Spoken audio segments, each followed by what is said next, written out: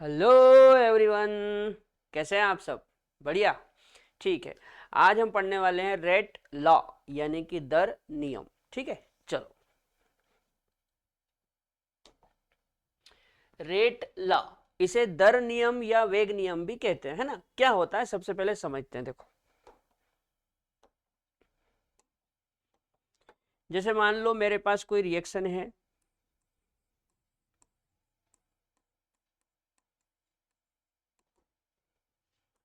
ए plus B, और इससे बना दिया प्रोडक्ट।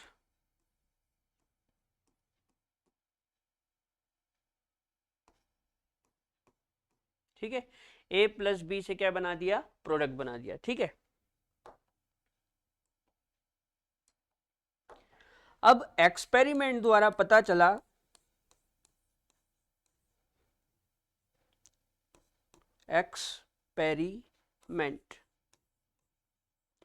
एक्सपेरिमेंट द्वारा हमको पता चला कि जो आर ओ आर है यानी कि अभिक्रिया की दर, वो समानुपाती है ए की पावर एक्स के, और आर ओ आर समानुपाती है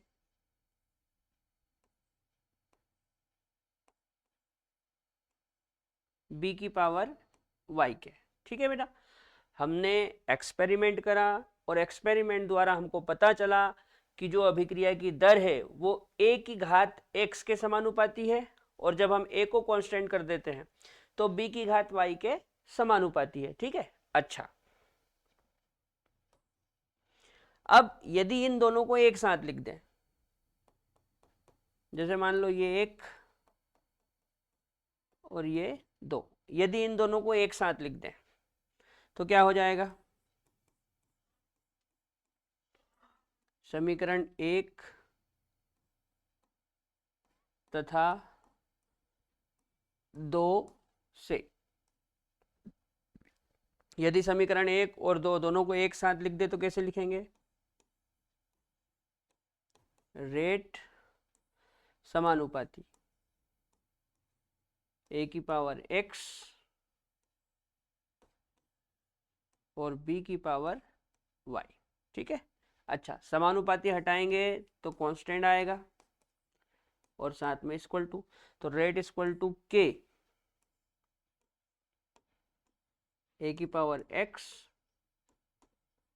और बी की पावर वाई। ठीक है, अब ये जो आपको दिख रहा है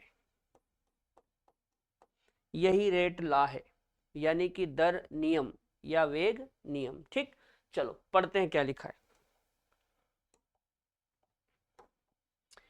अभिक्रिया वेग का अभिक्रियकों यानी कि रिएक्टेंट्स की सांद्रता के पदों में निरूपण वेग नियम कहलाता है। ठीक है, इसे वेग समीकरण अथवा वेग व्यंजक, इसे वेग समीकरण अथवा वेग व्यंजक भी कहते हैं। ठीक है, मतलब जब मैं अभिक्रिया वेग को या अभिक्रिया की दर को रिएक्टेंट की सांद्रता के पदों में व्यक्त करता हूं, रिएक्टेंट्स की यानी कि अभिक्रियकों की सांद्रता के पदों में इस तरह से व्यक्त करता हूं, तो उसी को हम बोलते हैं दर नियम या वेग नियम। ठीक है, इसी को वेग समीकरण या वेग व्यंजक भी कहा जाता है। क्लियर? नोट करो।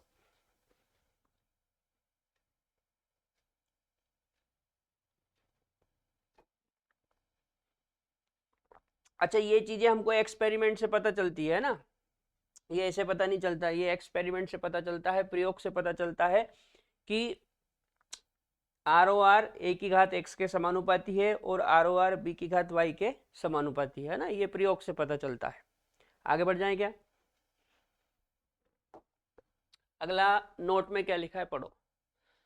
वेग नियम वह व्यंजक होता है जिसमें किसी अभिक्रिया के वेग को अभिक्रियकों की मोलर सांद्रता के पद पर कोई घातांक लगाकर व्यक्त करते हैं। ये तो वही बात लिखी हुई है जो मैंने अभी बताया था। ये जैसे a की घात x, b की घात y, है ना। अच्छा, ये a की मोलर सांद्रता और इसकी घात x, और ये b की मोलर सांद्रता और इसकी घात y। तो मोलर सांद्रता के ऊपर कोई घात लगा के व्यक्त करते हैं ना, वही चीज लिखी हुई है ना। वेग विनियम वह व्यंजक होता है जिसमें किसी अभिक्रिया के वेग को अभिक्रियकों की मोलर सांद्रता के पद पर कोई घातांक लगाकर व्यक्त करते हैं। ठीक है। अच्छा, अगला क्या बोल रहा है, घातांक किसी संतुलित रासायनिक समीकरण में अभिकर्मकों के स्टाइकियोमेट्री गुणांक के समान अथवा भिन्न हो सकते हैं। जैसे ये क्या चीज है, इसको अपन समझते हैं। देखो, इसको थोड़ा सा छोटा कर दूं।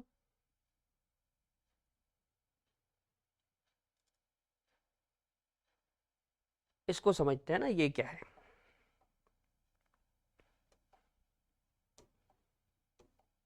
जैसे मान लो मेरे पास कोई रिएक्शन है,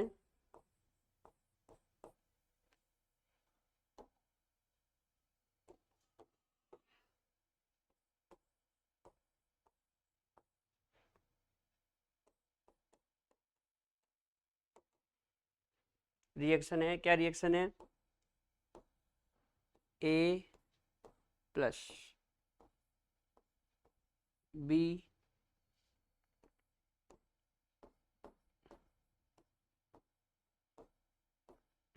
और इससे बना दिया प्रोडक्ट। ठीक है। अब ये जो लिखा है ना बेटा, ये A,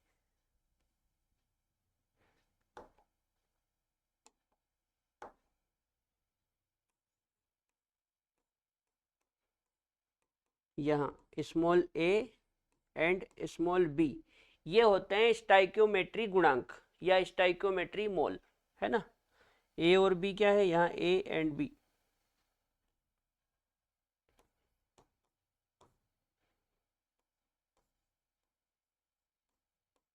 स्टाइकियोमेट्री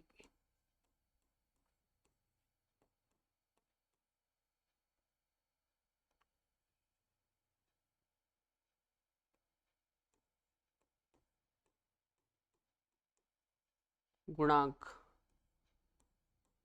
या मोल है। ठीक है। ये जो मैंने रिएक्शन बना रखी, इसमें ये जो स्मॉल a और ये जो स्मॉल b है, ये क्या है, स्टाइकियोमेट्री गुणांक या स्टाइकियोमेट्री मोल, है ना। अब यदि मैं इसका वेग नियम लिखूं, इसका क्या लिखूं, वेग नियम लिखूं, तो वेग नियम कैसे लिखूंगा, वेग नियम में ऐसे लिखूंगा, रेट समानुपाती a की पावर x और b की पावर y, a की पावर x और b की पावर y। ठीक है। अच्छा, ये जो x और y है, ये एक्सपेरिमेंट द्वारा आते हैं। एक्सपेरिमेंट कैसे करते हैं वो अभी समझा दूंगा मैं। x और y एक्सपेरिमेंट द्वारा आते हैं। तो यहाँ पे ये जो पॉइंट है, इसमें ये बोला जा रहा है कि ये जो स्टाइकियोमेट्री गुणांक है, ये x और y के बराबर भी हो सकते हैं या बराबर नहीं भी हो सकते। देखो क्या लिखा, घातांक किसी संतुलित रासायनिक समीकरण में अभिकर्मकों के स्टाइकियोमेट्री गुणांक के समान अथवा भिन्न हो सकते हैं। मतलब ये जो a और b है, स्मॉल a और स्मॉल b, ये x और y के बराबर भी हो सकते हैं या फिर बराबर नहीं भी हो सकते हैं। दोनों ही चीजें हो सकती है। ठीक है ना, नोट करो।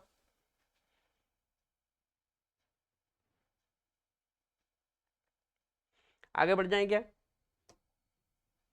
देखो, अब उसी चीज को एग्जांपल से समझाया है ना।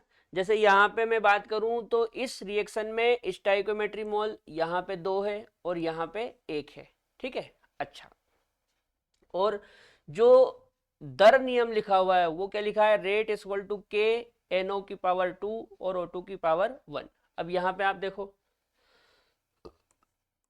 यहाँ पे x इक्वल टू 2 और y इक्वल टू 1, है ना। मान लो कि इसकी पावर x है और इसकी पावर y है, तो x इक्वल टू 2 और y इक्वल टू 1, ठीक है। अब यदि यहाँ पे इसको a मान लूँ और इसको b मान लूँ, तो a इक्वल टू 2 और b इक्वल टू 1, ठीक है। a इक्वल टू 2 और b इक्वल टू 1। तो आप देखो जो x और a है, sorry x y a b के बराबर है, जो x y है वो a b के बराबर है। अच्छा, इसका अवकलन रूप कैसे लिखेंगे? तो अवकलन रूप ऐसे लिखते हैं, minus D R upon D T equal to K N O की पावर 2 और ओ टू की पावर 1, ठीक है ना। अवकलन रूप में कुछ नहीं करना है, D R upon D T करके लिखते हैं, और चूंकि ये रिएक्टेंट के लिए लिखा है तो आगे माइनस लगा देते हैं, ठीक। अच्छा, अब इस वाले एग्जाम्पल में देखो CH3Cl2, अब यहां पे स्टाइकोमेट्री मोल कितने हैं? तो इसमें स्टाइकोमेट्री मोल देखो A इक्वल टू 1 और B इक्वल टू भी 1, A इक्वल टू 1 और B इक्वल टू भी 1। ये यहाँ पे देखो इसका ये पूरा एक मोल है और ये भी पूरा एक मोल है, मतलब A इक्वल टू भी 1 और B इक्वल टू भी 1। यहाँ देखो ये यहाँ पे जो आगे है मोल उसको स्टाइकोमेट्री मोल बोलते हैं, तो इसको मैंने A मान रखा और इसको B मान रखा, और जो पावर है उनको एक्स वाई मान रखा, ठीक है। तो यहाँ पे देखो जो स्टाइकोमेट्री मोल है वो 2 और 1 है, तो 2 2 और 1, और जो घात है वो भी क्या है 2 और 1, 2 और 1, ठीक है ना। मतलब ए बी एक्स वाई के बराबर है इस वाले केस में, पहले वाले केस में, है ना। जबकि इस वाले में देखना, यदि मैं इनके स्टाइकोमेट्री मोल देखूं तो ये भी एक और ये भी एक, मतलब ए भी एक और बी भी एक, लेकिन एक्सपेरिमेंट द्वारा पता चला कि वेग नियम तो ये है। तो यहां पे देखो घात क्या हो गई, यहां पे घात क्या हो गई, यहां पे x इक्वल टू 1 हो गया, जबकि y इक्वल टू क्या हो गया 1/2। मतलब जो स्टाइकोमेट्री मोल है और जो घाते हैं वो एक दूसरे के बराबर नहीं है, ठीक है। अच्छा, इस वाले में देखो, इस वाले में ये भी एक मोल और ये भी एक मोल, तो आप स्टाइकोमेट्री मोल लिखोगे तो a इक्वल टू 1 और b इक्वल टू भी 1। लेकिन एक्सपेरिमेंट द्वारा जो हमने वेग नियम लिख रखा है, जो दर नियम लिख रखा है, उसमें देखो यहां पे x आएगा और यहां पे y आएगा, तो x इक्वल टू 1 और y इक्वल टू 0, मतलब यहां पे भी बराबर नहीं है। कुछ आ रही बात समझ में आपको?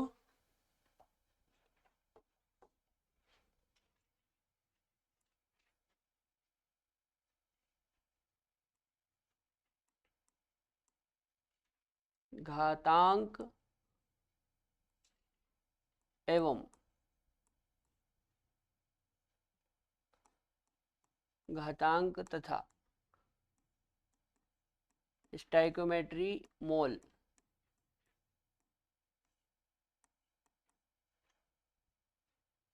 घातांक तथा स्टाइकोमेट्री मोल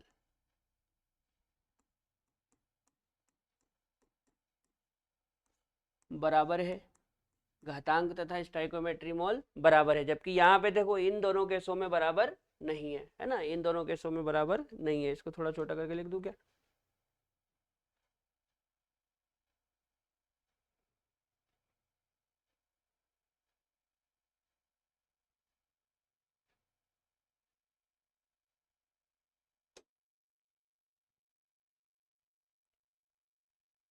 बराबर है ना, यहाँ पे बराबर नहीं है, बराबर नहीं है, ठीक है। और यहाँ पर भी वही बात,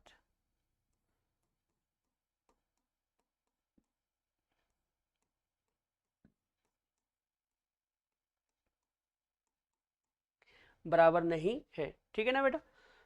तो कुछ केसों में क्या होगा, देखो फिर से पढ़ो, घातांक किसी संतुलित रासायनिक समीकरण में, घातांक मतलब ये जो घात लगा रखी है ये, अभिकर्मकों के स्टाइकोमेट्री गुणांक, मतलब ये जो आगे मोल है वो, के समान अथवा भिन्न हो सकते हैं। मतलब ये जो स्टोइकोमेट्री मोल है, स्मॉल ए और स्मॉल बी, ये एक्स और वाई के समान भी हो सकते हैं अथवा भिन्न भी हो सकते हैं। ठीक है ना। तो वही चीज हमने एग्जाम्पल से देखी कि जो पहला वाला जो एग्जाम्पल है ये वाला, इसमें घाते और स्टोइकोमेट्री मोल बराबर है, जबकि इन दोनों में घाते और स्टोइकोमेट्री मोल भिन्न भिन्न है। ठीक है ना, नोट कर लो।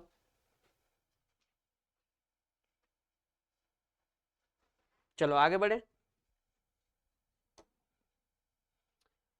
अब है ऑर्डर ऑफ रिएक्शन, अभिक्रिया की कोटि। अभिक्रिया की कोटि क्या होती है, सुनो। जब वेग नियम हम लिखते हैं तो वेग नियम में अभिक्रिया को यानी कि रिएक्टेंट्स की जो घातें होती है, उन घातों को जोड़ने पर जो योग आता है, उस योग को ही हम अभिक्रिया की कोटि बोलते हैं। ठीक है ना। पढ़ो क्या लिखा है। अभिक्रिया की कोटि, अभिक्रिया वेग के लिए प्रयोग। प्रयोग मतलब एक्सपेरिमेंट वाली बात है ना। प्रयोग एक्सपेरिमेंट द्वारा स्थापित अवकलित वेग समीकरण यानी कि दर नियम से ज्ञात में सांद्रता पदों के घातों के योग के बराबर होती है।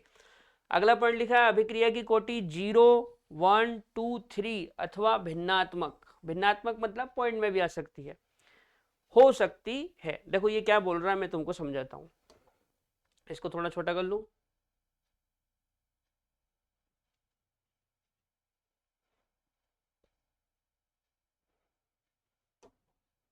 देखो ये बोल रहा है, जैसे हम कोई रिएक्शन लिखे है ना, कोई रिएक्शन लिखे हम,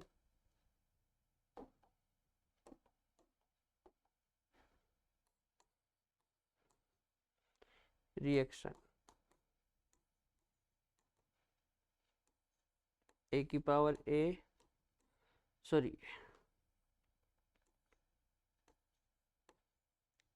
ए और ये बी है ना, और इससे बना प्रोडक्ट। ठीक। अब इसके लिए दर नियम क्या लिखेंगे,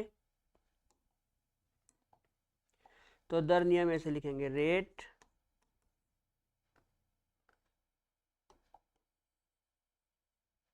रेट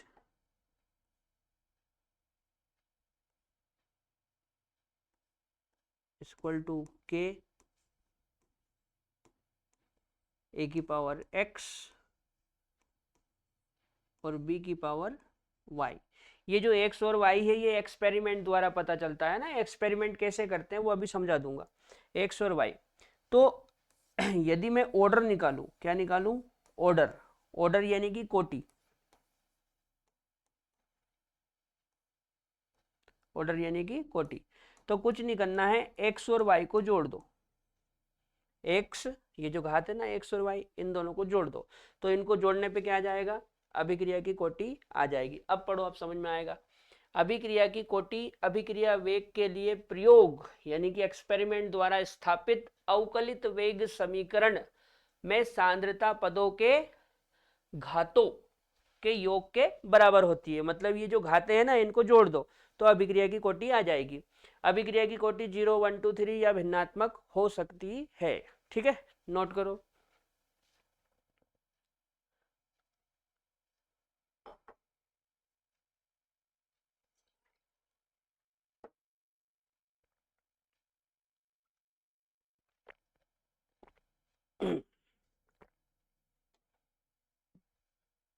चलो अब एक्सपेरिमेंट कैसे करते हैं वो समझाता हूं तुमको, है ना।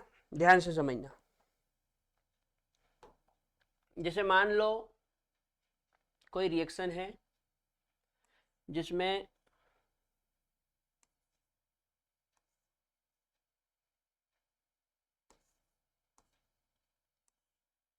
ए से बनाया प्रोडक्ट, ए से क्या बनाया, प्रोडक्ट बनाया।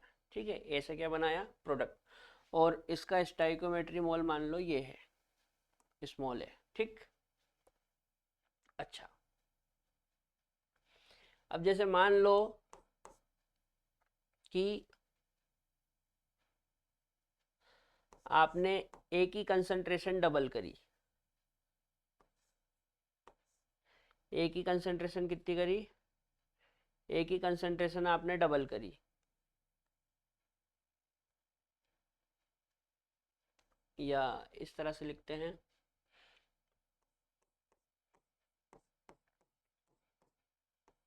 माना कि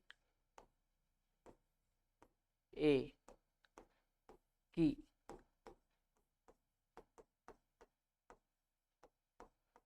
सांद्रता डबल करने पर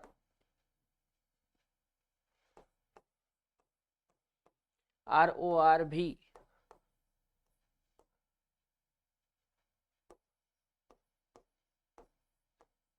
डबल हो जाती है।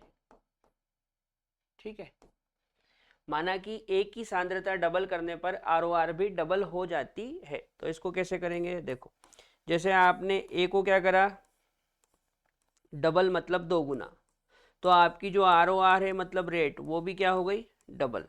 ठीक है, आपने ए को डबल करा मतलब दो गुना करा, तो रेट भी क्या हो गई, डबल हो गई। ठीक है, अब हमको क्या करना है, हमको ए की पावर n लगाना है।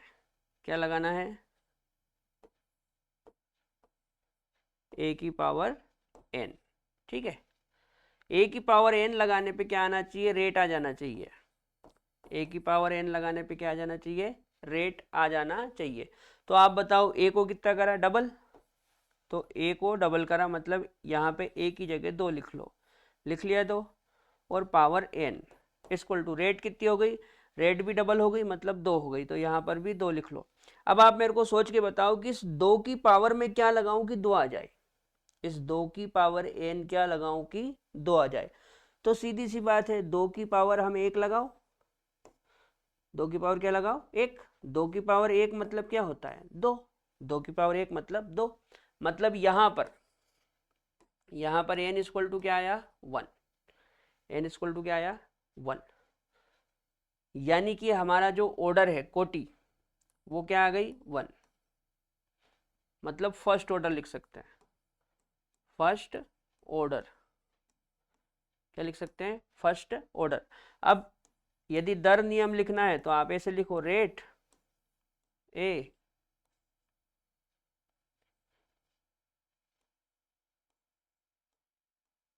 की पावर n, है ना। अब a की पावर n, तो a की पावर क्या लिख सकते हैं, वन।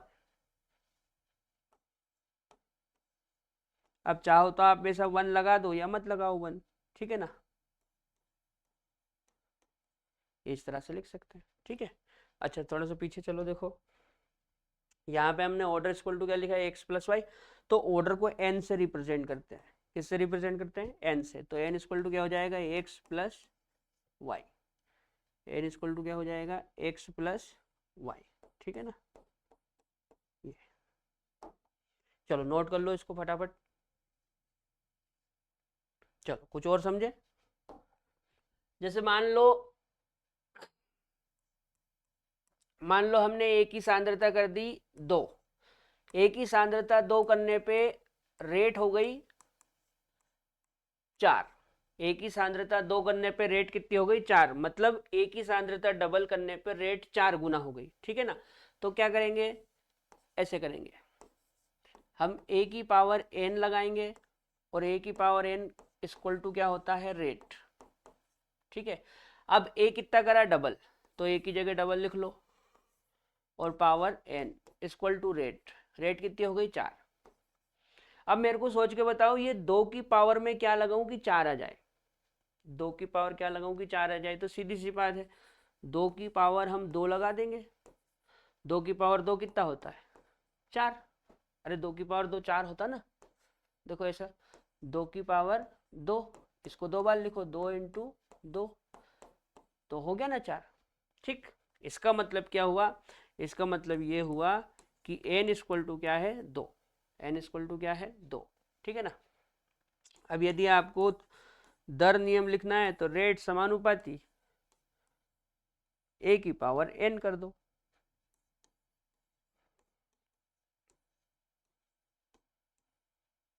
एन कितना आया, एन कितना आया 2, ये 2, इसको हटाओगे बराबर आ जाएगा। ठीक है, नोट कर लो। चलो अगला देखें। जैसे मान लो ए की सांद्रता आपने 2 गुना करी, कितने गुना करी, 2 गुना। ए की सांद्रता 2 गुना करने पे आपकी रेट हो गई 8 गुना। ठीक है, ए की सांद्रता 2 गुना करने पे रेट कितनी हो गई, 8 गुना। क्या करें, तो ए की पावर एन करना है और ये रेट के बराबर होगा। ए की पावर एन करना है और ये किसके बराबर होगा, रेट के बराबर। तो ए कितना करा आपने, 2 गुना, तो ए की जगह 2 लिख लो, लिख लिया 2, पावर एन लगा दो और रेट कितनी हो गई 8, तो रेट की जगह 8 लिख लो। ठीक है, अब मेरे को सोच के बताओ इस 2 की पावर में क्या लगाऊं कि 8 आ जाए। 2 की पावर क्या लगाऊं कि 8 आ जाए, तो सीधी सी बात है 2 की पावर 3 लगाएंगे तो 8 हो जाएगा ना। 2 की पावर 3 लगाएंगे तो क्या हो जाएगा, 8। देखो ऐसे 2 की पावर 3 करोगे तो 2 इंटू 2 इंटू 2, 2 दून 4 दून 8, आ गया 8। मतलब मैं कह सकता हूं कि यहाँ पे n इक्वल टू क्या है, 3। n इक्वल टू 3 मतलब थर्ड ऑर्डर।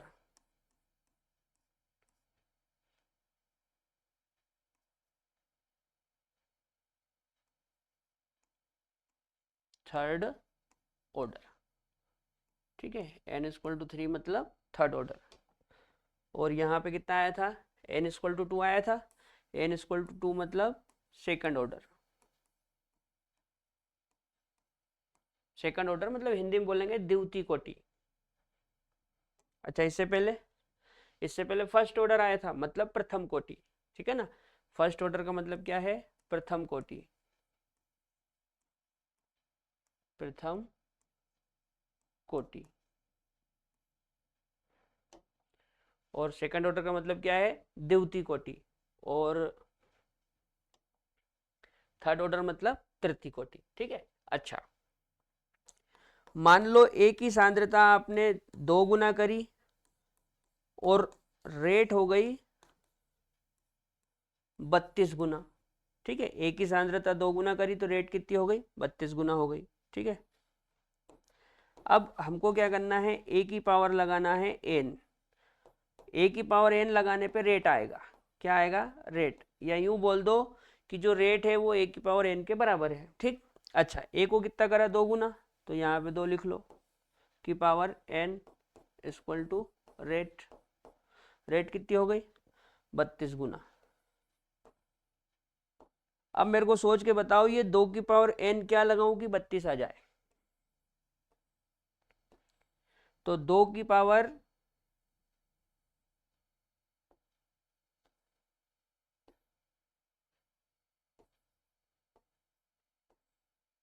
देखो 2 की पावर 3 लगाई थी तो 8 आया था, 2 दून 4 दून 8, 4 लगाएंगे तो 16 और 5 लगाएंगे तो 32 आ जाएगा।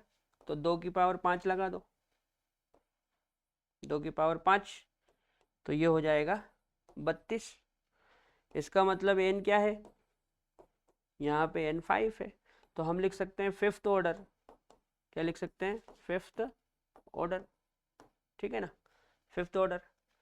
करके देखो 2 की घात 5, 2 इंटू 2 इंटू 2 इंटू 2 इंटू 2, है ना, 2, 2 दून 4, 4 दून 8, 8 दून 16, 16 दूना 32। ठीक है, अच्छा इसी को आगे बढ़ाते हैं। जैसे मान लो आपने सांद्रता 2 गुना करी, कितने गुना करी, 2 गुना। सांद्रता 2 गुना करने पे रेट हो गई आधी। सांद्रता 2 गुना करने पे रेट कितनी हो गई, रेट हो गई आधी, मतलब हाफ हो गई। ठीक है, तो हम क्या करेंगे, हम ए की पावर एन लगाएंगे तो क्या आ जाएगा, रेट। अब ए कितना करा आपने, 2 गुना करा की पावर एन, तो रेट कितनी हो गई, आधी। अब मेरे को सोच के बताओ इस 2 की पावर एन क्या लगाऊं मैं कि 1/2 हो जाए। इस 2 की पावर एन क्या लगाऊं कि 1/2 हो जाए। तो सीधी सी बात है, आप 2 की पावर -1 लगा दो तो ये ऑटोमेटिक 1/2 हो जाएगा। कैसे?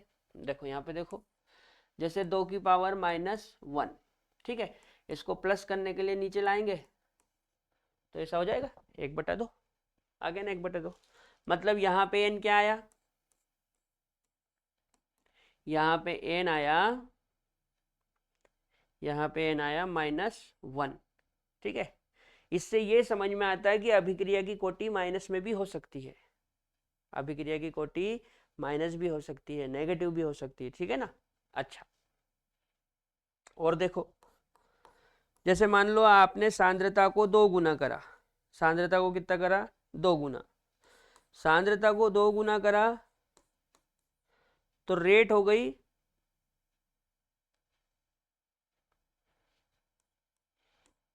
रेट हो गई 1/4। सांद्रता को 2 गुना करा तो रेट कितनी हो गई, 1/4, ठीक है। तो हम क्या करेंगे, a की पावर n लगाएंगे, a की पावर क्या लगाएंगे, n, a की पावर n लगाने से रेट आएगा, ठीक है। अब a कितना करा, 2 की पावर n, और रेट कितना, 1/4, ठीक है। अब सोच के बताओ, इस 2 की पावर n क्या लगाऊं कि 1/4 आ जाए, तो 2 की पावर आप लगा दो -2, 2 की पावर क्या लगा दो, -2,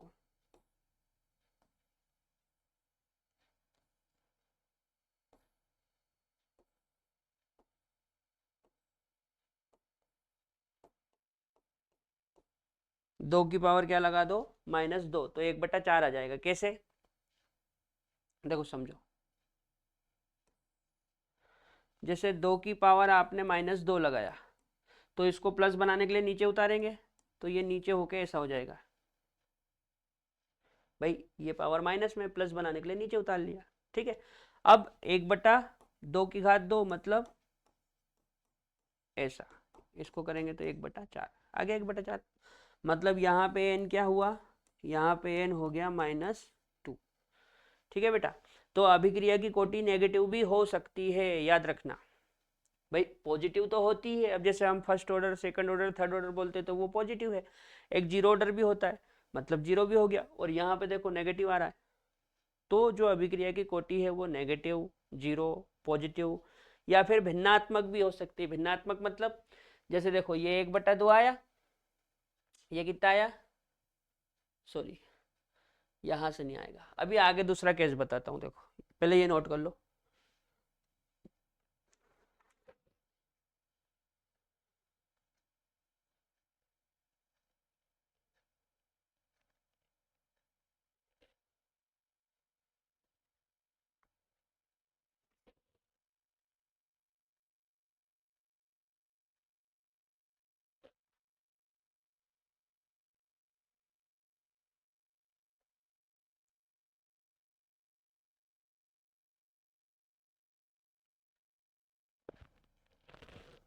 चलो बना लिया, अगला देखो, जैसे मान लो आपने एक ही सांद्रता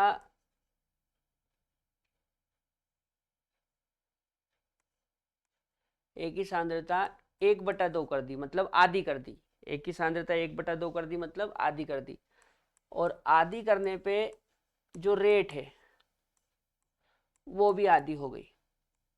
आपने एक ही सांद्रता 1/2 करी तो रेट भी कितनी हो गई, 1/2 हो गई, ठीक है। तो हम क्या करेंगे, ए की पावर n करने पे क्या आएगा, रेट आ जाएगा, ठीक है। चलो ए की पावर n, ए कितना है, 1/2, इसकी power n equal to rate कितनी हो गई, 1/2।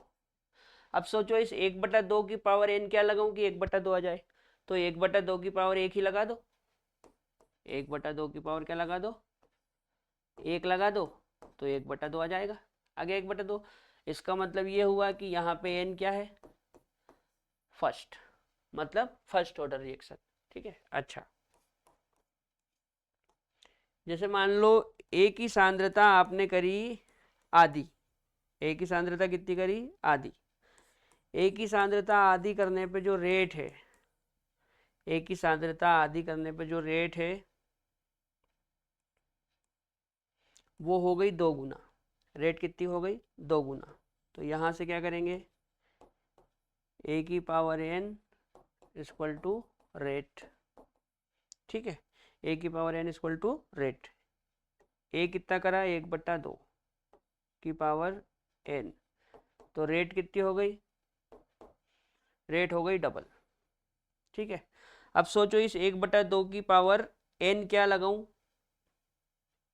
इस 1/2 की पावर n क्या लगाऊं कि रेट 2 आ जाए, रेट कितनी आ जाए? 2 आ जाए। तो आप क्या करो, इस 1/2 की पावर आप लगा दो -1, तो रेट ऑटोमेटिक 2 हो जाएगी। कैसे? देखो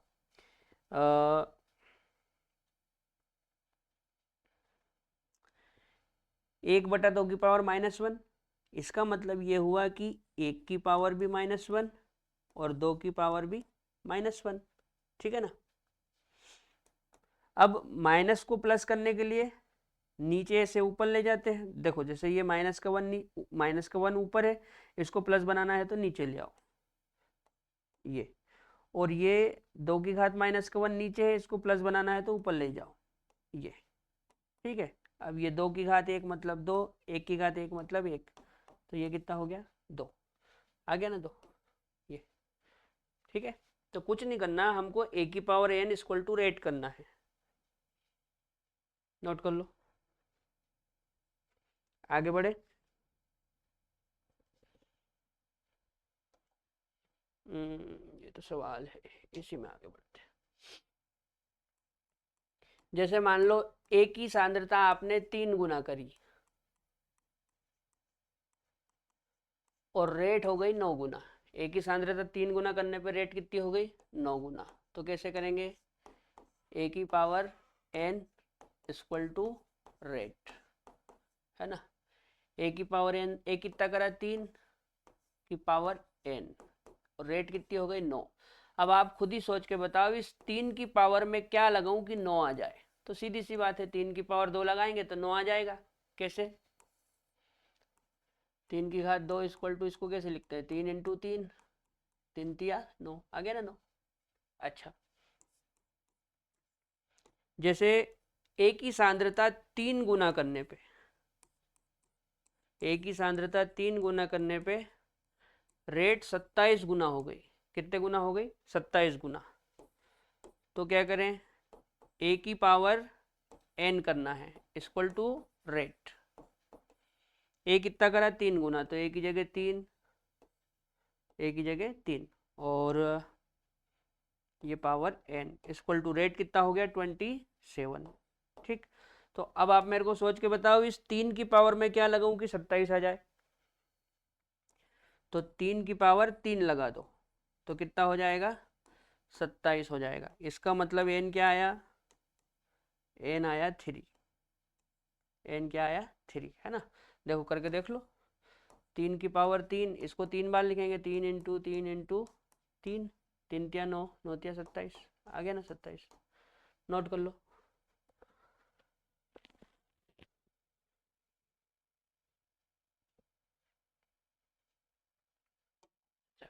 अरे यार फिर सवाल आ गया, यहाँ से आगे बढ़ाते हैं। जैसे मान लो ए की सांद्रता 4 गुना करी, ए की सांद्रता कितनी करी? 4 गुना। तो ए की सांद्रता 4 गुना करने पे आपकी जो रेट है वो 2 गुना हो गई। ए की सांद्रता 4 गुना करने पे रेट कितनी हो गई? 2 गुना हो गई। ठीक है, तो क्या करें, ए की power n equal to rate. ठीक है, अब ए कितना करा? 4 गुना, तो ए की जगह 4 लिख लो, लिख लिया। Power n equal to rate कितनी हो गई? 2। अब मेरे को सोच के बताओ, इस 4 की पावर में n क्या लगाऊं कि 2 आ जाए? तो इस 4 की पावर आप लगा दो 1/2, तो ये 2 हो जाएगा। कैसे? देखो, जैसे 4 की पावर आपने 1/2 लगाया, तो इसको हम ऐसे लिखते हैं म्यू करके। इसका मतलब 2 इंटू 2, इसका मतलब 1 2 बाहर आ गया, आ गया 2। मतलब यहाँ पे हमारा एन क्या है? यहाँ पे हमारा एन है 1/2। एन क्या है? 1/2। N equal to 1/2। इसको आप सोल्व करोगे तो 0.5 भी आ जाएगा। क्या आ जाएगा? 0.5। इसी को हम हाफ ऑर्डर बोलते हैं। क्या बोलते हैं? Half order. मतलब अभिक्रिया की कोटि हाफ भी हो सकती है, आधी, और उसको सोल्व करोगे तो 0.5। इसी को भिन्नात्मक बोलते हैं। क्या बोलते हैं? भिन्नात्मक। ठीक है ना? अच्छा, एक चीज और आप याद रखना, यहाँ पे मैं नोट लगा कर लिख रहा हूं। जैसे मान लो ए की कंसंट्रेशन आपने 2 गुना करी, 3 गुना करी, 4 गुना, या कुछ भी करी, है ना, या ए की सांद्रता आपने एन टाइम कर दी। ए की सांद्रता कितनी कर दी आपने? N time. एन टाइम मतलब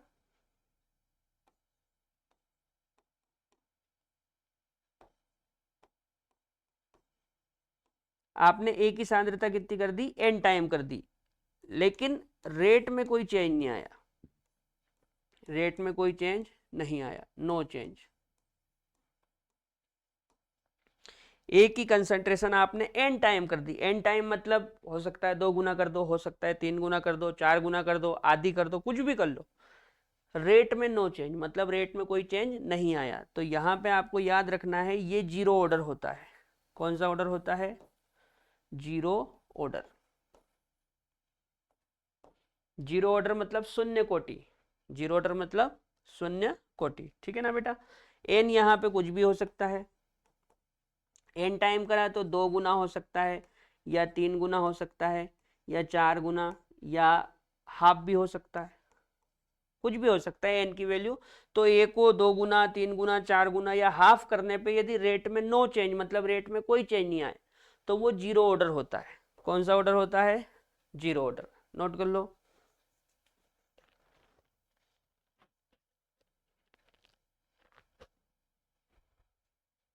अच्छा, एक और देख लो।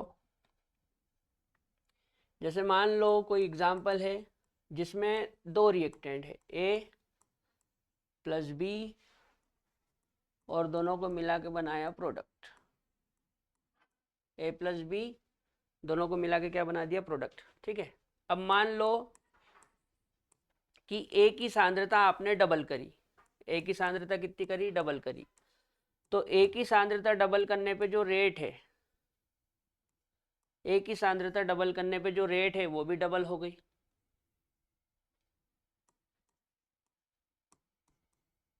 ए की सांद्रता डबल करने पे रेट भी कितनी हो गई? डबल हो गई। ठीक है ना? ए की सांद्रता डबल करने पे रेट भी कितनी हो गई? डबल हो गई। तो क्या करेंगे? ए की power N equal to rate. A कितना? 2 की power N equal to rate. ठीक है। अच्छा, अब सोच के बताओ, रेट कितना हो गया? 2 हो गया ना, डबल हो गया ना। तो सोच के बताओ, इस 2 की पावर एन क्या लगाऊं कि 2 आ जाए? तो आप बोलोगे सर 2 की पावर 1 लगा दो। 2 की पावर क्या लगा दो? 1 लगा दो, तो 2 आ जाएगा। ठीक है। मतलब यहाँ पे एन क्या हो गया? यहाँ पे एन हो गया 1।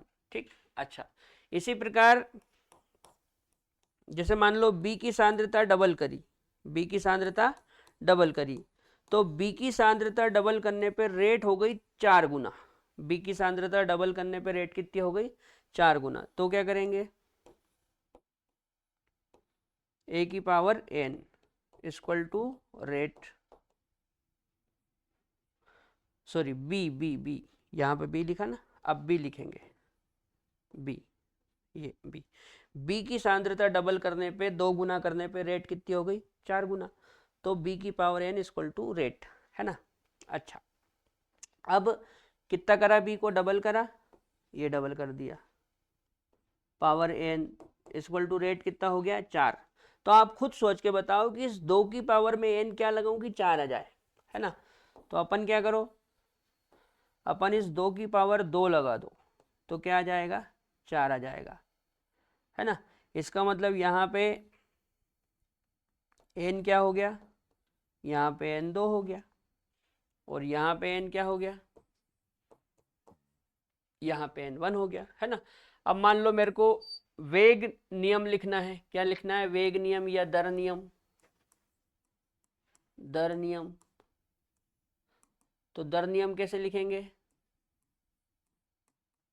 रेट डायरेक्टली प्रोपोर्शनल a की पावर x और b की पावर y, ठीक है। अच्छा,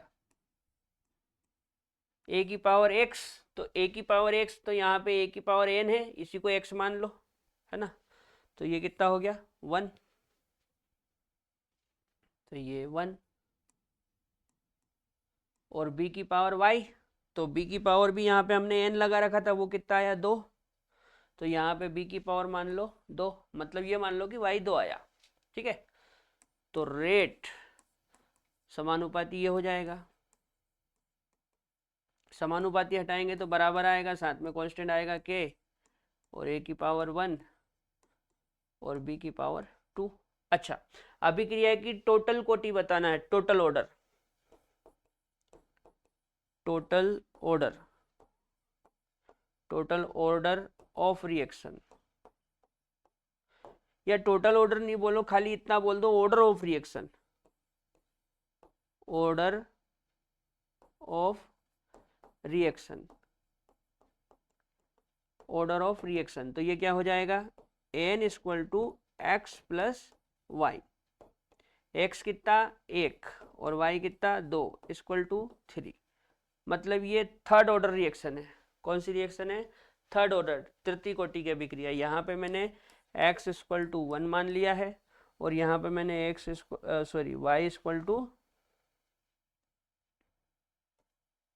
यहाँ पे मैंने y इक्वल टू 2 मान लिया है, ठीक है बेटा, नोट कर लो।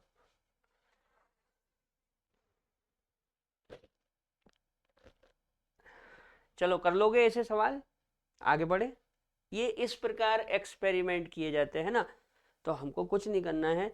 जब इस तरह का प्रश्न आएगा तो वो खुद बोलेगा कि ए की सांद्रता इतनी करी तो दर इतनी हो गई, या बी की सांद्रता इतनी करी तो दर इतनी हो गई, हमको केवल सोल्व करके देखना है, ठीक है ना। अच्छा, अब कुछ सवाल इस तरह से आते हैं, जैसे ऐसे टेबल में आपको डाटा दिए होते हैं और वेग नियम या दर नियम पूछते हैं। तो वेग नियम या दर नियम कैसे करेंगे, देखो, रेट इक्वल टू के, ये के क्या होता है, कांस्टेंट होता है ना के, और ये क्या है, एनओ, तो एन ओ, इसकी पावर एक्स मान लो, है ना, और क्या है ओ टू,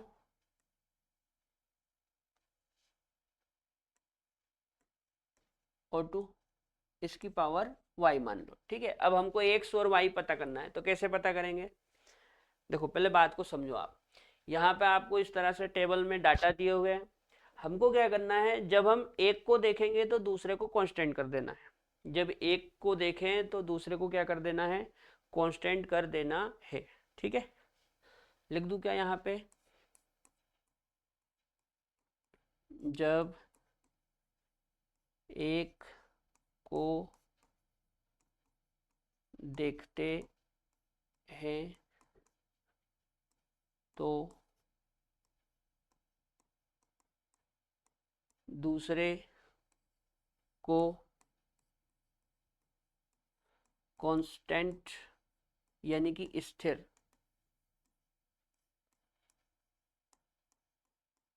करना है, ठीक है। जब एक को देखेंगे तो दूसरे को क्या करना है, स्थिर करना है। कैसे, जैसे मान लो मैं फिलहाल एनओ को देख रहा हूँ, किसको देख रहा हूँ, एनओ को, तो मैं एनओ को देख रहा हूँ, किसको देख रहा हूँ, एनओ को,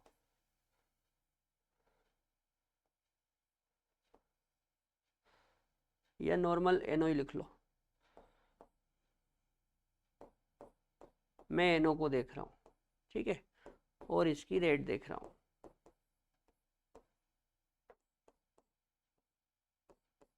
ठीक है। मैं एनओ को देख रहा हूँ, तो मैंने क्या बोला, कि जब एक को देखते हैं तो दूसरे को कांस्टेंट यानी कि स्थिर करना है। तो फिलहाल मैं NO को देख रहा हूं, तो O2 को क्या करना है, स्थिर। तो आप ये बताओ कि इस O2 वाली लाइन में आपको एक जैसे नंबर कहाँ दिख रहे हैं? तो एक जैसे नंबर बोले सर ये भी है, एक जैसे नंबर ये भी है। तो जो एक जैसे नंबर है वही क्या है, कांस्टेंट है। ठीक, तो हम क्या करेंगे, मान लो कि हमने यहां पे कांस्टेंट कर दिया, यहां पे क्या कर दिया, कांस्टेंट कर दिया। देखो एक जैसे नंबर दिख रहे हैं, ये दोनों एक जैसे नंबर है,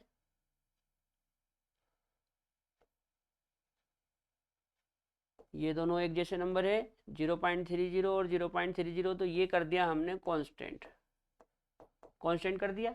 अब इसी नंबर के आगे, जिस नंबर को आपने कांस्टेंट करा, उसी नंबर के आगे देखो यहाँ पे क्या दिख रहा है आपको। तो जो NO की कंसंट्रेशन है वो 0.30 से 0.60 हो गई, मतलब 0.30 से 0.60 हो गई, यानी कि 30 से 60 हो गई, मतलब डबल हो गई। कितनी हो गई, डबल। थोड़ी देर के लिए पॉइंट को भूल जाओ, तो ये 30 है और ये 60 है, तो 30 से 60 हो गई, मतलब डबल हो गई ना। 30 का डबल 60 होता है, मतलब NO की सांद्रता डबल हो गई। NO की सांद्रता डबल हो गई मतलब 2 गुना हो गई। कितने गुना हो गई, 2 गुना हो गई। अब उसी टाइम पे रेट देखो, रेट कितनी हुई, यहां पे रेट देखो, रेट कितनी हुई, देखो 9 का पहाड़ पड़ो, 9 का 9, 9 दूना 18, 9 त्या 27 और 9 चुक 36, 36 और ये कितना है 38, मतलब मेरे हिसाब से 4 गुना। कितना, 4 गुना। आप नहीं चाहो, आप चाहो तो ये जो 0.096 है ना, इसमें 4 का गुणा करो, इसमें 4 का गुणा करोगे तो ये आ जाएगा। देखो 4 छंग 24 की 4, हाथ का आया 2, और 4 नाम 36 और 2 38, और पॉइंट का पॉइंट ये देखो आ गया।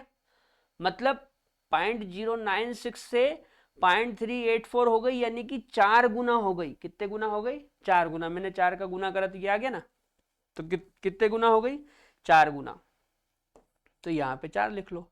इसका मतलब ये है कि जब NO की सांद्रता डबल करी तो दर 4 गुना हो गई। कितने गुना हो गई, 4 गुना। अब आगे की कहानी हमको पता है, ठीक है। इस 2 की पावर में n क्या लगाऊं, या इस 2 की पावर x ले लो। इस 2 की पावर x क्या लगाऊं कि 4 आ जाए, बताओ।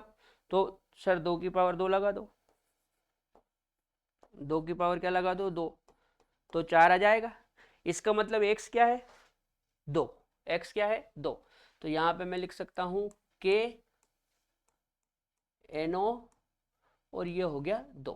ठीक, अच्छा अब O2 के लिए पता करना है। किसके लिए, O2 के लिए। तो मैंने क्या बोला, जब एक को देखेंगे तो दूसरे को स्थिर करना है। तो जब मैं O2 को देखूंगा तो NO को क्या करना है, स्थिर। तो ऐसे दो नंबर देखो जो एक जैसे दिख रहे हैं। कहाँ दिख रहे हैं एक जैसे नंबर, ये दोनों भी एक जैसे नंबर है, और ये दोनों भी एक जैसे नंबर है ना। तो ऐसा करते हैं, जैसे मान लो मैंने यहाँ पे स्थिर कर दिया, यहाँ पे देखो कि स्थिर हो गया। ये भी 0.60, ये भी 0.60, एक जैसे नंबर पे लाके छोड़ दिया, मतलब कांस्टेंट कर दिया, ये कांस्टेंट हो गया।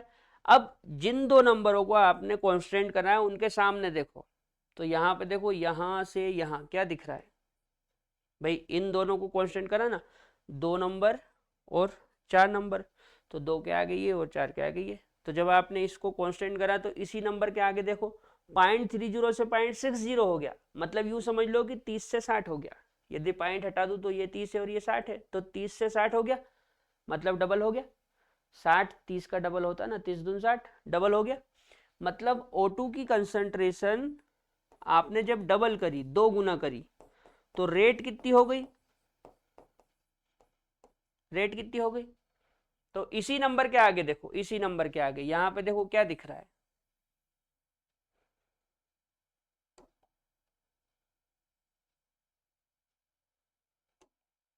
इसी नंबर के आगे देखो क्या दिख रहा है।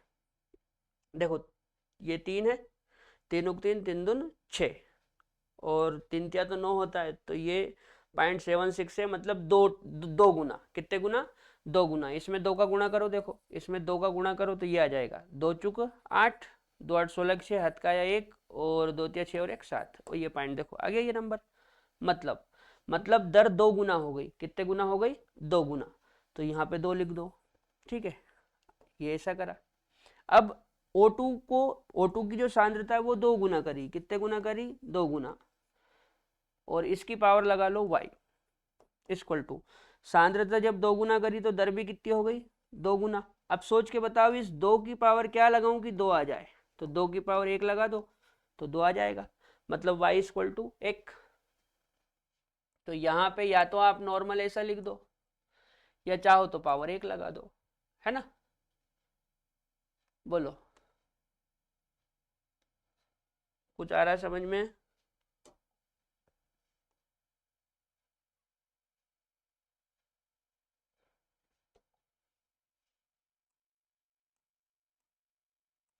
पावर 1 लगाओ या मत लगाओ, एक का कोई मतलब होता नहीं है, ठीक है ना। इस तरह से सोल्व करते हैं, नोट कर लो।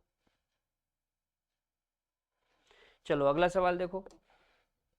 यहाँ पे देखो, यहाँ पे फिर वही चीज है ना। ये बात ध्यान रखो हमेशा, जब एक को देखते हैं तो दूसरे को क्या करना है? कांस्टेंट करना है, ठीक है। अब जैसे मान लो मैं ए को देख रहा हूँ। किसको देख रहा हूँ? ए को।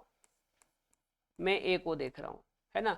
तो जब ए को देखेंगे तो बी को क्या करना है? जब ए को देखेंगे तो बी को क्या करना है? बोलो, कांस्टेंट, है ना। अच्छा, तो बी को कांस्टेंट करो तो एक जैसे नंबर देखो, ये दिख रहे हैं एक जैसे नंबर, ये दिख रहे हैं एक जैसे नंबर, ये एक जैसे नंबर दिख रहे हैं, मतलब मैंने इसको कांस्टेंट कर दिया, ठीक है। अब इन्हीं नंबरों के आगे देखो क्या दिख रहा है। ये पॉइंट हटा दूं तो 40 है और ये 80 है, मतलब 40 का 80 हो गया, मतलब डबल हो गया ना भाई। जो 80 होता है वो 40 का डबल होता है, या इसमें 2 का गुणा करो तो 40 दूना 80।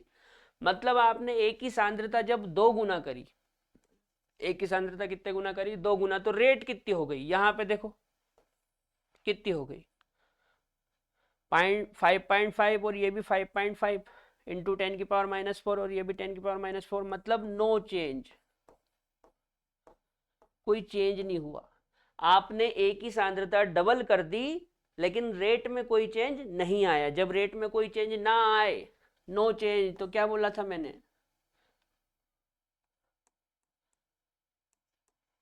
बोलो, जब रेट में कोई चेंज ना आए तो क्या बोला था? Zero order. कौन सा ऑर्डर?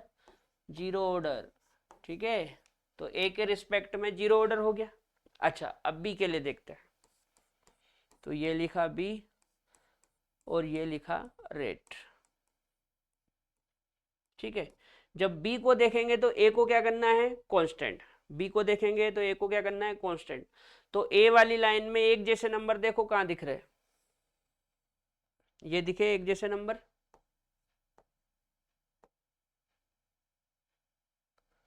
पूरी लाइन ही खराब हो गई।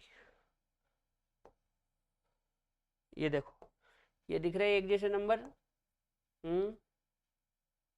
यहाँ भी 0.40 और यहाँ भी 0.40 एक जैसे नंबर है, मतलब ये हो गया कांस्टेंट। क्या हो गया? कांस्टेंट। अब जिन दो नंबरों को आपने कांस्टेंट करा बिल्कुल उनके सामने देखो, तो सामने देखो ये क्या दिख रहा है? पॉइंट हटा दूं तो ये 20 है और ये 40 है, तो 20 से 40 हो गया, मतलब डबल हो गया। 20 दून 40 होता ना, तो 20 का डबल होता है 40, मतलब 2 गुना। कितने गुना? 2 गुना। तो जब बी की सांद्रता आपने 2 गुना करी तो रेट कितनी हो गई? इन्हीं नंबरों के आगे देखो, यहां पर देखो क्या दिख रहा है। देखो इस 5.5 में पहले तो 5 का पहाड़ा पढ़ो। 5 5 5 2 10 5 4 15 5 20 और 5 25, तो 25 तो ज्यादा हो गया, ये 22 है। 4 का गुणा करो, 4 5 20 की जीरो, हाथ का आया 2, 4 5 20 और 2 22, और ये पॉइंट हो गया 22, मतलब 4 गुना। कितने गुना? 4 गुना। तो जब आपने बी की सांद्रता डबल करी तो दर कितनी हो गई? 4 गुना हो गई। कितने गुना हो गई? 4 गुना, ठीक है ना। तो b की पावर n क्या लगाऊं कि 4 आ जाए? तो b कितना है? 2। तो इस 2 की पावर n क्या लगाऊं कि 4 आ जाए? बोलो भाई, 2 की पावर 2 लगा दो। 2 की पावर क्या लगा दो? 2 की पावर 2 लगा दो तो 4 आ जाएगा, ठीक है ना। इसका मतलब n क्या हो गया? 2। अब यदि मैं इसके लिए रेट नियम लिखूं, दर नियम लिखूं, तो दर नियम कैसे लिखेंगे? तो रेट इक्वल टू के, और ए और बी है तो ये हो गया ए और ये हो गया बी। ठीक है, अब बी के रिस्पेक्ट में कितनी पावर है? 2, तो यहाँ पे 2 लगा दो, और ए के रिस्पेक्ट में 0 ऑर्डर मतलब यहाँ पे 0 लगा दो। ठीक है, अब जब किसी की पावर 0 होती तो वो 1 हो जाता, तो ये 1 हो गया, बचा क्या? बी। तो रेट इक्वल टू के और बी की पावर 2, है ना। ये तो 1 हो गया, जिसकी पावर 0 लगा दो वो 1 हो जाता है, तो ये तो 1 हो गया मतलब खत्म। तो बचा क्या? ये दर नियम आ गया। ठीक है ना, नोट कर लो, जल्दी नोट करो।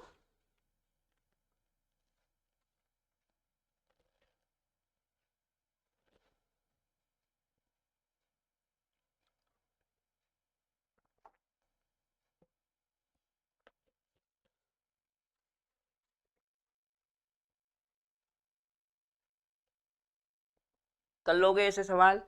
आगे बढ़ जाएं। चलो, अब इसमें आखिरी चीज है unit of rent, unit of rate constant, मतलब जो रेट कांस्टेंट होता है उसकी यूनिट कैसे निकालेंगे, है ना। देखो बहुत आसान है। जैसे मान लो,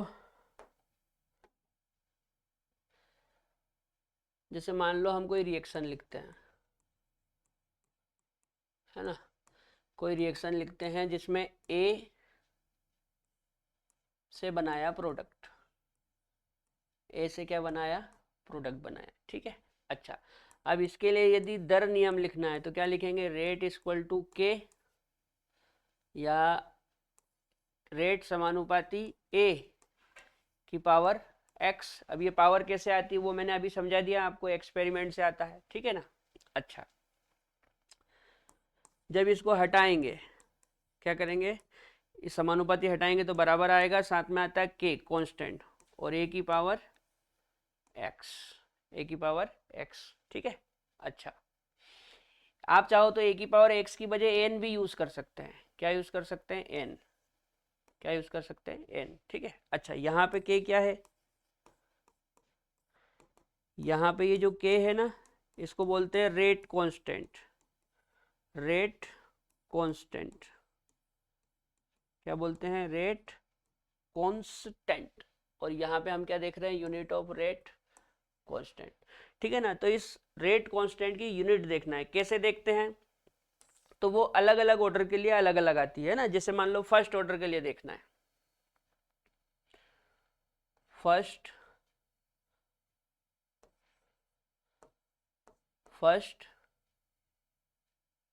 ऑर्डर के लिए, फर्स्ट ऑर्डर के लिए, फर्स्ट ऑर्डर के लिए तो बहुत आसान है, कुछ नहीं करना। देखो इधर समझो बात को, यहाँ पे रेट लिखेंगे, लिखा रेट इक्वल टू, यहाँ पे के लिखेंगे, लिखा के, और ये जो ए है इसकी पावर एन है, तो फर्स्ट ऑर्डर के लिए देख रहे हैं तो इसकी पावर फर्स्ट कर दो, मतलब 1 कर दो, है ना। अच्छा, अब देखना, रेट की यूनिट क्या होती है? मोल पर लीटर और सेकंड इनवर्स। रेट की यूनिट क्या होती है? मोल पर लीटर और सेकंड इनवर्स। ठीक है, अच्छा, इक्वल टू के। अब ये क्या है? ये मोलर सांद्रता है। ए क्या है? देखो ए को आपने इस तरह के बॉक्स में बंद कर रखा है, तो ये मोलर कंसंट्रेशन है, और मोलर कंसंट्रेशन काय में होती है? मोल पर लीटर में। मोलर कंसंट्रेशन काय में होती है? मोल पर लीटर में, और इसकी पावर 1। 1 कहाँ से आया? अरे ये 1 है ना। और ये क्या है? मोलर सांद्रता। ये क्या है? ए की मोलर सांद्रता, ए की मोलर सांद्रता क्या है? ए की मोलर सांद्रता। ठीक है ना, तो मोलर सांद्रता मोल पर लीटर में होती है, तो यहाँ पे मोल पर लीटर और पावर 1। ठीक है ना, अब देखो मोल पर लीटर से मोल पर लीटर कट गया, तो के इक्वल टू क्या बचा? Second inverse. के इक्वल टू क्या बचा? Second inverse. मतलब प्रथम कोटि की अभिक्रिया के लिए ये जो K है इसकी इकाई क्या आएगी, इसकी इकाई आएगी सेकंड इनवर्स। क्लियर? अच्छा,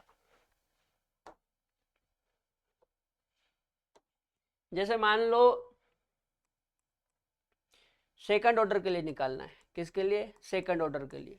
सेकंड ऑर्डर के लिए, सेकंड ऑर्डर के लिए निकालना है तो कुछ नहीं करना है, इधर लिखेंगे रेट, लिखा रेट इक्वल टू यहाँ पे के और ए की पावर क्या लगा दो, एन।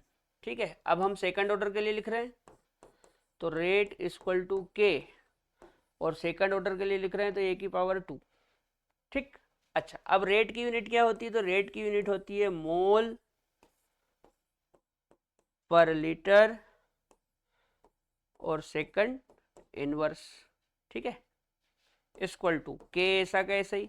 अच्छा, ये देखो, ये मोलर सांद्रता है और मोलर सांद्रता क्या होती है? मोल पर लीटर। मोलर सांद्रता क्या होती है? मोल पर लीटर और इसकी पावर 2। अब इसकी पावर 2 का मतलब समझते हो? इसकी पावर 2 का मतलब ये है कि मोल पर लीटर 2 बार लिखना है ना? तो मोल पर लीटर इंटू मोल पर लीटर। ठीक है, अब 1 मोल पर लीटर से 1 मोल पर लीटर घट गया तो बचा क्या? इधर आपका बचा सेकंड इनवर्स इक्वल टू के इंटू मोल पर लीटर। अब ऐसा करो, क्रॉस गुणा कर दो तो ये यहां से ऊपर पहुंच जाएगा, तो लीटर सेकंड इनवर्स और ये यहां से बटे में आ जाएगा, ये मोल इक्वल टू के। यदि मोल को भी ऊपर ले जाते हो तो ये हो जाएगा मोल इनवर्स लीटर और सेकंड इनवर्स। ये किसके लिए आ गई के की यूनिट? ये के की यूनिट आ गई सेकंड ऑर्डर के लिए। किसके लिए? सेकंड ऑर्डर के लिए, है ना? नोट कर लो, इसका एक फॉर्मूला बता दूंगा मैं आपको अभी, उससे आप कर लेना, नोट करो।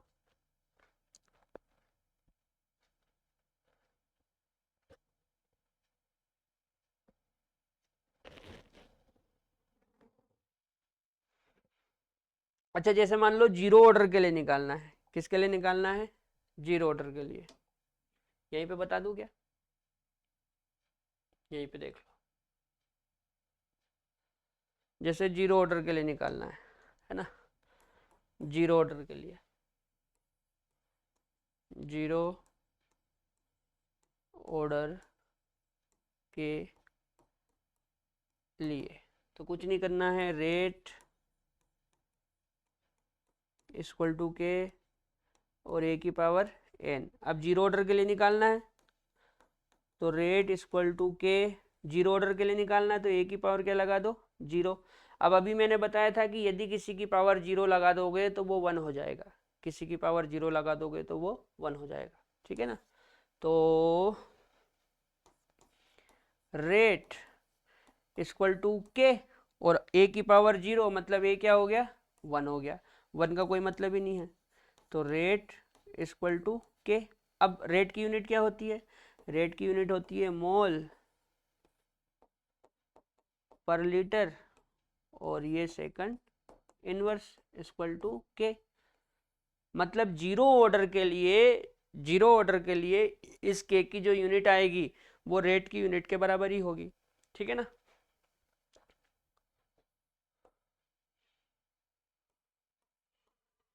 जीरो ऑर्डर के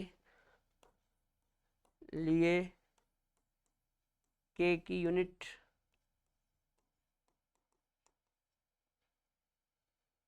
के की यूनिट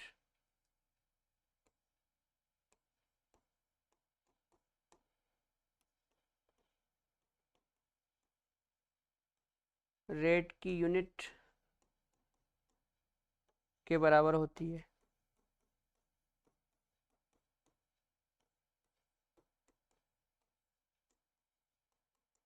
ठीक है, नोट करो।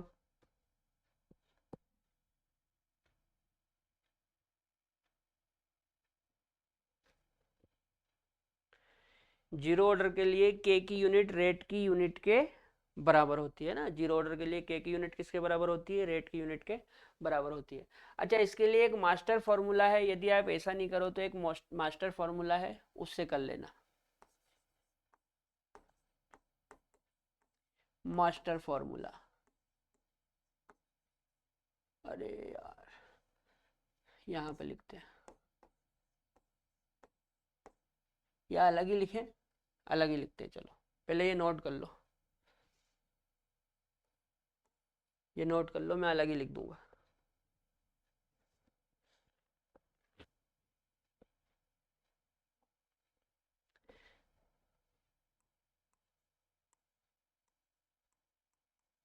मास्टर फॉर्मूला, है ना। मास्टर फॉर्मूला क्या है? के की यूनिट निकालना है ना, तो के इक्वल टू या यूनिट ऑफ के, यूनिट ऑफ के इक्वल टू मोल, है ना। मोल की पावर लिखेंगे 1 माइनस एन, मोल की पावर क्या लिखेंगे? 1 माइनस एन। लीटर, लीटर की पावर क्या लिखेंगे? N minus one. लीटर की पावर क्या लिखेंगे? N minus one. और साथ में सेकंड इनवर्स। ठीक है, ये आपका मास्टर फार्मूला हो जाएगा। मोल की पावर 1 माइनस एन, लीटर की पावर एन माइनस वन और सेकंड इनवर्स। ठीक है, चलो एक एक करके देखते हैं। जैसे जीरो ऑर्डर के लिए, जीरो ऑर्डर के लिए, जीरो ऑर्डर के लिए, तो एक बात समझो, जीरो ऑर्डर मतलब एन की जगह जीरो रखूंगा, एन की जगह क्या रखूंगा? जीरो। एक में से जीरो जाएगा तो एक बचेगा, एक बचेगा मतलब नॉर्मल मोल। अच्छा, यहाँ पे जब जीरो रखूंगा तो एक में से जीरो जाएगा तो माइनस वन, तो माइनस वन, और ये सेकंड इनवर्स। ये जीरो ऑर्डर के लिए आ गया। एन की जगह ऑर्डर लेना है, एन की जगह क्या लेना है? ऑर्डर। जैसे मान लो फर्स्ट ऑर्डर के लिए, फर्स्ट ऑर्डर के लिए, तो यहाँ पे एन की जगह फर्स्ट रखना है, एन की जगह क्या रखना है? फर्स्ट। तो देखो यहाँ फर्स्ट रखेंगे मतलब वन रखेंगे, तो वन रखेंगे तो एक में से एक गया जीरो, मतलब मोल की पावर जीरो, मोल की पावर जीरो मतलब मोल वन, वन मतलब खत्म। यहाँ पे एन की जगह वन रखेंगे, वन में से वन गया जीरो, लीटर की पावर जीरो मतलब लीटर भी खत्म, तो बचा क्या? Second inverse. या आप चाहो तो ऐसे भी लिख सकते हो, मोल की पावर जीरो, लीटर की पावर जीरो और सेकंड इनवर्स।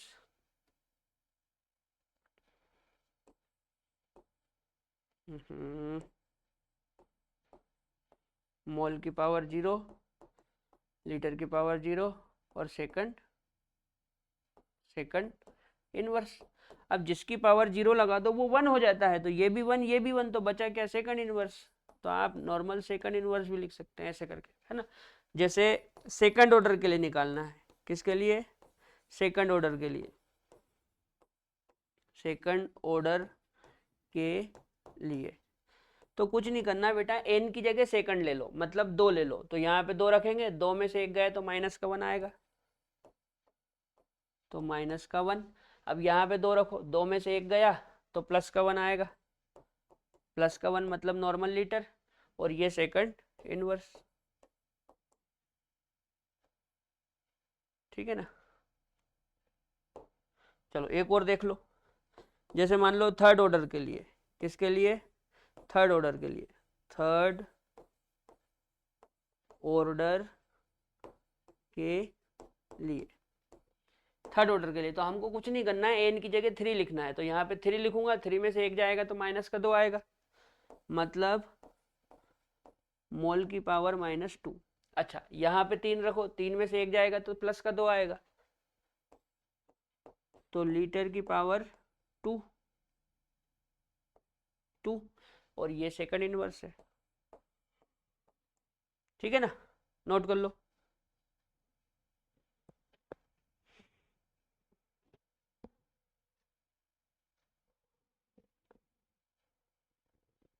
तो यहाँ पे हमने दर नियम और अभिक्रिया की कोटि के बारे में समझा, है ना। इससे आगे कल के लेक्चर में पढ़ेंगे। तब तक के लिए जय राम जी की।